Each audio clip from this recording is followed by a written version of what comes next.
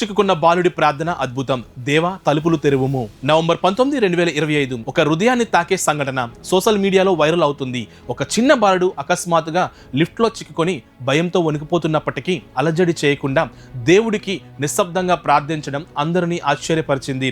Lift నిలిచిపోయిన ఆ క్షణంలో బాలుడు దేవా దయచేసి తలుపులు తెరువుము అని మృదువుగా ప్రార్థిస్తూ దేవునిపై తన చిన్న వయసులోనే ఉన్న విశ్వాసాన్ని చూపించాడు. కొద్ది క్షణాలు గడిచిన తరువాత అకస్మాత్తుగా లిఫ్ట్ తలుపులు నెమ్మదిగా తెరుచుకొని బాలుడు సురక్షితంగా బయటకు వచ్చాడు. ఆ సమయంలో అక్కడున్న వారు అతని నిశ్చల విశ్వాసం, ధైర్యం చూసి ఆశ్చర్యంతో నిలిచిపోయారు. ఆ ఘటన ఒక ముఖ్యమైన సత్యాన్ని మళ్ళీ గుర్తు చేసింది. భయానక సమయంలో కూడా ప్రార్థన మనసుకు శాంతి, ధైర్యం, ఆశ ఇస్తుంది. చిన్న బాలుడు చేసిన సింపుల్ ప్రార్థనలో కనిపించిన ఆ అమాయక విశ్వాసం పెద్దలకు కూడా ఒక ఆత్మీయ పాఠంగా మారింది. సోషల్ మీడియాలో ఈ కథ వేగంగా వ్యాప్తి చెందుతుంది. అందరూ ఇలా అంటున్నారు, దేవుడు చిన్నారుల ప్రార్థనను వింటున్నాడు, వారి విశ్వాసం స్వచ్ఛమైనది. ఈ ఘటన మనకు బైబిల్లోని దేవుడు చెప్పిన మాటకు సరిపోతుంది.